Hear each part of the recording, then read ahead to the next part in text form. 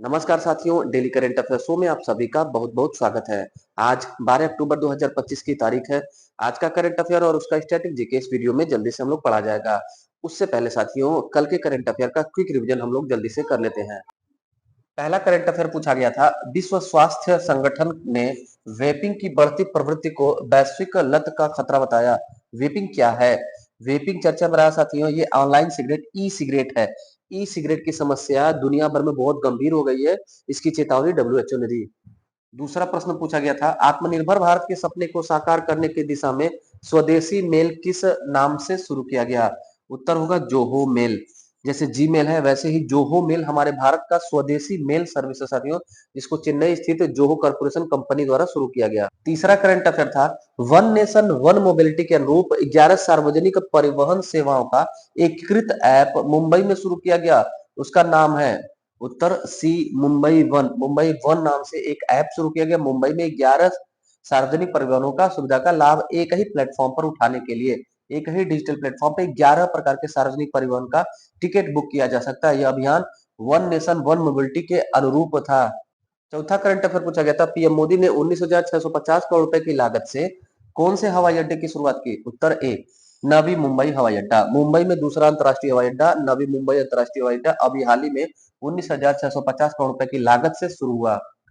पांचवा प्रश्न पूछा गया था, किस देश में 12,000 वर्ष पुराना मानव चेहरा वाला स्तंभ खोजा गया? उत्तर टर्की। तुर्की देश में 12,000 वर्ष पुराना मानव चेहरा वाला एक पिलर खोजा गया है। छठा करंट अफेयर पूछा गया था, साहित्य का नोबेल पुरस्कार 2025 प्रदान किया गया। उत्तर होगा ए लास्लो क्रास्ना होरकाई। लास्लो क्रास्ना होरकाई को साहित्य का नोबेल पुरस्कार 2025 प्रदान किया गया। सातवां प्रश्न पूछा गया था, डोनाल्ड ट्रंप के गाजा युद्ध विराम पीस प्लान पर किस देश ने मुहर लगाई?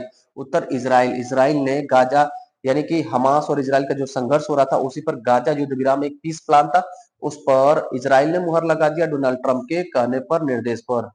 आठवां प्रश्न पूछा गया था, पंजाबी अभिनेता और बॉडी बिल्डर जिनका हाल ही में 41 वर्ष की आयु में निधन हो गया।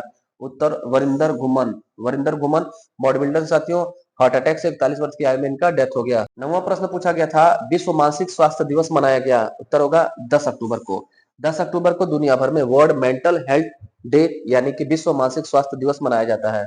ये था साथियों कल के करंट अफेयर का क्विक रिवीजन। अब पढ़ते हैं आज का करंट अफेयर। पहला प्रश्न पूछा गया है, 9 अक्टूबर 2025 को किस देश के प्रधानमंत्री भारत की यात्रा पर रहे? उत्तर होगा सी इंग्लैंड। ब्रिटेन के प्रधानमंत्री कियर स्टारमर हमारे देश की यात्रा पर है। 9 अक्टूबर 2025 को भारत ही आए इंग्लैंड के प्रधानमंत्री। यहाँ पे तस्वीर दिख रहा है कियर स्टारमर, डिटेल देखिएगा। इंग्लैंड के प्रधानमंत्री कियर स्टारमर पहली बार भारत की यात्रा पर हैं। इस दौरान भारत यूके समग्र आर्थिक व्यापार समझौता यानी कि सेटा सीईटीए और विजन 2035 रोड मैप पर हस्ताक्षर भी हुआ। दोनों देशों ने अभी हाल ही में सेटा और विजन 2035 रोड मैप पर हस्ताक्षर किया। प्रश्न पूछा जा सकता है एग्जाम में, विजन 2035 पर भारत के साथ किस देश ने हस्ताक्षर किया? इंग्लैंड। इंग्लैंड के प्रधानमंत्री वर्तमान में कियर स्टारमर। कियर स्टारमर कौवी बार भारत आ रहे हैं? पहली बार आ रहे हैं। इंग्लैंड ब्रिटेन साथियों इसकी राजधानी है लंदन। लंदन और इसकी मुद्रा है pound sterling. Pound sterling. Pound sterling इसकी मुद्रा है। दूसरा प्रश्न पूछा गया, राष्ट्रीय डाक दिवस मनाया गया। उत्तर बी 10 अक्टूबर को हमारे देश में हर साल राष्ट्रीय डाक दिवस मनाया जाता है। उत्तर देखिएगा 10 अक्टूबर राष्ट्रीय डाक दिवस। डिटेल देखिएगा साथियों इतिहास से और करंट से। राष्ट्रीय डाक सप्ताह 9 से 15 अक्टूबर हमारे देश में मनाया गया। राष्ट्रीय डाक सप्ताह 9 से 15 अक्टूबर को। इसकी स्थापना हुई थी 1982 में। राष्ट्रीय डाक सप्ताह, राष्ट्रीय डाक दिवस 1982 में भारत सरकार के द्वारा घोषित किया गया, इसकी शुरुआत हुई। अगर पोस्ट ऑफिस की बात की जाए तो 1854 ईस्वी में लॉर्ड डलहौजी नामक गवर्नर जनरल के समय में भारत में पहली बार डाक व्यवस्था की शुरुआत की गई। लॉर्ड डलहौजी जिसके समय में हड़प की नीति 1848 में आई थी। लॉर्ड डलहौजी जिसके समय में पहली बार भारत में महिला शिक्षा की शुरुआत की गई, उसी के समय में पहली बार वुड डिस्पैच महिला शिक्षा के लिए आया, जिसे शिक्षा का मैग्ना कार्टा कहते हैं। लॉर्ड डलहौजी के समय में पहली बार भारत में रेल सेवा की शुरुआत हुई। तीसरा करंट अफेयर पूछा गया है, भारत और ऑस्ट्रेलिया ने किस एक महत्वपूर्ण समझौते पर हस्ताक्षर किया? अभी हाल ही में भारत और ऑस्ट्रेलिया के मध्य द्विपक्षीय समझौता हुआ है रक्षा मामले में। डिफेंस सेक्टर में हमारे भारत ने ऑस्ट्रेलिया के साथ समझौता किया है अब रक्षा हथियार हमारा भारत और ऑस्ट्रेलिया दोनों मिल करके बनाएंगे और आयात निर्यात करेंगे एक दूसरे को। डिटेल देखिएगा। अक्टूबर 2025 में राजनाथ सिंह, हमारे देश के रक्षा मंत्री राजनाथ सिंह ऑस्ट्रेलिया की यात्रा पर थे। ऑस्ट्रेलिया की राजधानी कैनबरा है, वहां की यात्रा पर थे। उसी दौरान भारत और ऑस्ट्रेलिया ने ये नया रक्षा समझौता किया है। चौथा करंट अफेयर पूछा गया है, भारतीय सेना ने स्वदेशी एंटी ड्रोन ग्रिड लॉन्च किया। उसका नाम क्या है? उसका नाम है सक्षम।